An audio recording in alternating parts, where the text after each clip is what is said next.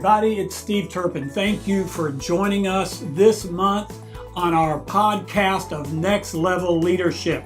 We love bringing you this podcast. I believe that it's making changes in the way you lead, in the people that you put around you, that you are growing as a leader. It is part of our purpose is to help you, what I call, get to the other side in your life. And that can be whether it's your marriage, your family, your finances, or in this case, your leadership ability to teach you and to help build you up, encourage you to be the very best leader you can be. That's what next level leadership is all about. During the podcast and at the end, you will see some ways that you can connect with us. We want you to do that. Send us your questions. Let us know how we can specifically be of help to you, because that's what we want to do. You are ready for your next level. No matter if you're a CEO and you've been doing this for 30 years, or you're at an entry-level position and you're just starting to lead and start getting people engaged and involved in your teams and in your business. Everybody needs to be working on the next level of where they're heading. You don't need to prepare for where you are now. I mean, you do, but you got to prepare for where you're going. And the good news is you're not going backwards, you're going to go forward. So let me share a few thoughts with you. Let me tell you a little bit. Last month, and we went over some things, and one of the key things that we said last month was this. To be a good leader, you know what you got to be? You got to be a good follower. And we talked a little bit about that. And let me just remind you of that. If you didn't see last month's podcast, go back out, review it, look at it. We talked about some other things. But who are you following? Who is it that you're listening to? What are you reading?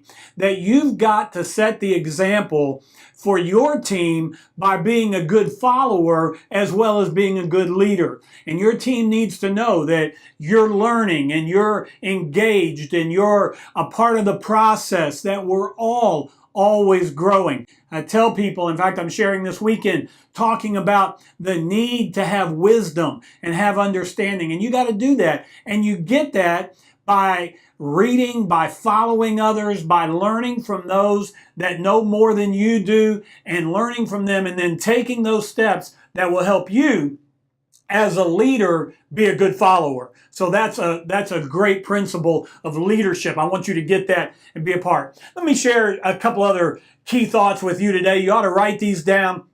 Ask us any questions about them or any comments about those as well as we go along. We want to make sure that we connect with you. The things I want to share with you today are this. As a leader, I want you to understand this principle. As a leader, number one, you are an influencer. It's been said that if you want to know the temperature of an organization, you need to put the thermometer in the mouth of the leader, because you are influencing people every single day. And you can be influencing decisions. You can be influencing where people are headed. It could be as much that you are influencing their destiny, that as a leader, if I'm helping you get to the other side, helping you grow, helping you develop your leadership skills, then you in turn are affecting the destiny of other people. You're influencing that. And the truth is, leadership, it's been said, leadership is influence. And that's true. Leadership is influencing other people to get in the boat, to row in the same direction, to share the vision, to go after the same things. We don't, and we've learned this in previous podcasts, we don't all do it the same way. We don't all have the exact same methods to get to the end result. You don't want everybody thinking the same.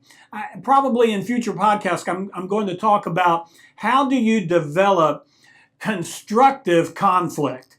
You don't want everybody being a yes person. You don't want everybody saying, oh yeah, I would do it the exact same way. You need some people that think differently than you do and give you new ideas and fresh ideas. And you got to be open to that, because the way you do it may not be, certainly it's not the only way. It may not even be the best way. So you've got to welcome that healthy conflict and let people know that that's okay in the right environment to have that. But you influence all of that. You bring all of that on board. And it is your job to influence leaders, to influence your team, to go after the same vision and the same goals and the way that you get there, that you've got to know where people are.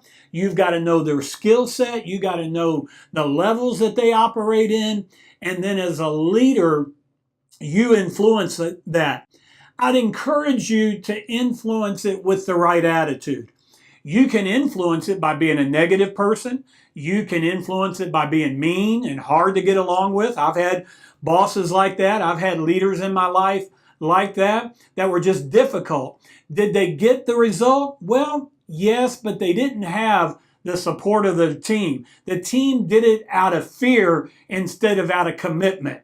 And that's not what you want. That's not what you're after, is to see that come about. And you've got to work on that. It's a skill that you've got to learn. I used to tell people, you know what?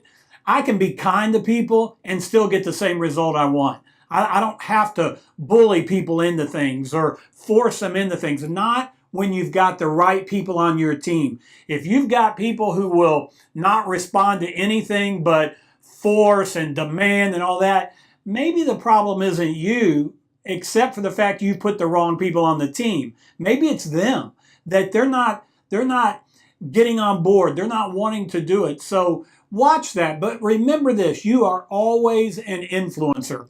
Let me tell you the second point. You have to have a structure to carry out your plan. A lot of times we talk about you got to dream bigger. In fact, I think I talked about that on one of the podcasts. You got to dream. You've got to have a large vision. You've got to have a large plan. You got to do that. But that's good, and you do have to have that. We teach vision all the time of where we're going. But just talking about the vision isn't enough. You've got to have a structure that carries out that plan or vision. I heard somebody say one time that structure is the vehicle that you ride in to get to your destination and your destiny. I think that's true. What is your corporate structure? Is it lined out? Could people tell you what it is? And that is an ongoing challenge in any organization, is to keep it before the people. This is how we get things done. This is how down to some of the things, this is how you get a PO done. This is how you get to spend money in your area, because people will want to do it their way. Well, I want to do it this. I get that, but here's how we do it here. And you don't have to apologize for that if you got a good structure. It's when the structure breaks down that people get frustrated. If they know what to do, if they have clarity about the situation, if they have clarity about what the structure is. Here's who you report to. Here's who you're accountable to. Here's how we're going to hold you accountable. What are the measurables that structure has? How do you know if the structure is getting you to where you want to go? You have to have measurables. Is it a sales growth? Is it a growth in numbers? Is it a number of sales calls? What is it that you're measuring that is helping you in that structure get to where you're going? If you don't have that, how are you going to know when you get there? So work on your structures. Look at what you're doing. In that structure, having the right team and team building, I think, is crucial. So it goes back to who are you putting around you in that structure, in that environment, and you can give flexibility in that. You can work with different personalities, and I get all of that, but at least you have a plan to go forward. And it is amazing to me how many companies I encounter, how many organizations that I encounter that don't have a set written structure of this is how we do it. This is who's in charge. When we come into this meeting, this is the person. When you're gone, this is the person you go to. There is, again, let me use that word clarity. I wrote that down and kept it before me a lot last year and even this year, that I want to be more clear. I want to be clear about my personal goals. I want to be clear about ministry goals. I want to be clear about corporate goals. And having that, it helps you to identify, and then as you have that structure, it helps you to be that influencer because you have something solid. You have something in place that's helping you get there. Let me say this another way. Having the vision is good, but if you don't have a structure and a vehicle to get you there, all you're doing is just blowing in the wind. You're not really getting anything done. Everybody gets hyped up. Yeah, let's go get it. Yeah, that's awesome. I love it. But then the next day, there's no plan to get there. It sounds good, but where's the playbook? It's good to, have the football team all excited and charged up. Man, let's go do it. But there's got to be a playbook that says, this is what we do. This is how we run the plays. This is what the defense looks like. This is what the offense looks like. Get that structure in place. It'll help you immensely. Let me tell you a third thing, and then we'll be done for this month. I hope this is helping you. So number one, are you an influencer? You are an influencer as a leader. Number two, you got to have the structure to carry out the plan and the vision. And number three, I want you to remember this rule. It is what I call the rule of doing small things well. Let me say it again. It's the rule of doing small things well. In the Bible, there is a teaching that talks about this. It teaches the principle that whoever is faithful over little things will be given rulership over many things. I think that is one of the greatest leadership principles that has ever been taught. It goes on to say, and he who is faithful over that which belongs to somebody else will be given rulership over much. He'll be given his own thing to rule. So let's just talk about this principle of doing small things well. As you look to build your team, as you are thinking about your own life, let me ask you this question. Do you, in your leadership position, still do the small things well? You might be a CEO, but you know what? It is important how you operate on a day-to-day basis. That we don't get sloppy about little details. That if there's some trash on the floor, do you pick it up? You might think, well, that's beneath me. Well, then you've got the wrong leadership attitude. If something needs to be done that seems minor and you just happen to be right there, then you step in and you can do that. In fact, maybe that's how you got. This is what I believe. The way you got to be the CEO is there was a time in your life where, you know what? You did the small things well.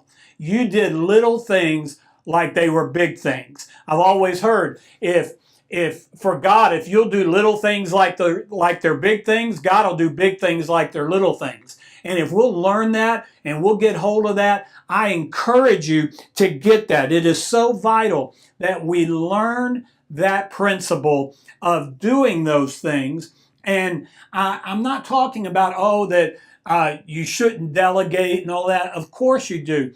But are you doing the study? Let's say you think, I don't really need to read the chapter of that book. That seems like a little thing, but it's teaching you something. Are you still doing the little things well? Are you spending time learning? Are you putting in the time that it might seem like a small thing to walk a mile a day, but it's helping your health? It might seem like a little thing. Oh, do I really need to stop and buy my wife a card on the way home and take her some flowers? We've been married 20 years or whatever. Does that really matter? Trust me, it matters. It might seem like a small detail, but it brings immeasurable results into your corporation, into your personal life, into your marriage, whatever it might be. There is that rule. If you want one day to manage large things and large organization, you got to start by doing small things well. I watch that. When I want to put a team around me, I watch who is taking care of little things. Who shows up to open up? Who takes care of moving chairs around and doing this? I had a guy one time that came in to a meeting. He had just joined and he'd come to a leadership meeting. Well, you know what? He got there early. He came to me and he said, hey, is there anything that needs to be done? Looks like these chairs need to be moved. Can I do that? Can I take care of this? He just understood the principle of getting these small things done. Who helps you set out the food? Who's asking, can I go and get this for you? Can I get the drinks out for you? Can I get the food out? Whatever it might be. Who is looking after the small details? And the people that take care of the small things for you and help you, they will be the ones who will also manage the big things well. So watch for that, but not just watch for it in others, watch for it in yourself. Are you doing those things? Are you watching after the small details in your life, in your organization, and do those things well? And I'm telling you, it will lead to greater sales. It'll lead to bigger contracts. When you cross your T's and dot your I's, as the saying goes, I'm telling you, you've got a bright future. You've got the ability to come up higher. So do those things. Take care of business. Be diligent over that. And I'm telling you, you are headed in the right direction. I really appreciate you taking the time to watch this. Would you share it out there on your own Facebook page or in other venues? Make sure you're connecting with us through email on the website. Make sure that you are doing all of those things. We want to stay connected with you. I really believe that you watching this is helping you get to the next level of leadership. That's what we're about. Thanks for joining us this month. We can't wait to see you again next month. Write us, connect with us. We want to make sure that happens. We'll see you next time on Next Level Leadership. Thanks for watching.